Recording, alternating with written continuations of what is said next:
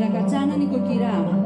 Από μικρό κορίτσι έτρεχε στα πρόβατα, στη στάλη και ευθύς αμέσως στο κονάκι της οικογένειας για να τακτοποιήσει όλες τις δουλειές.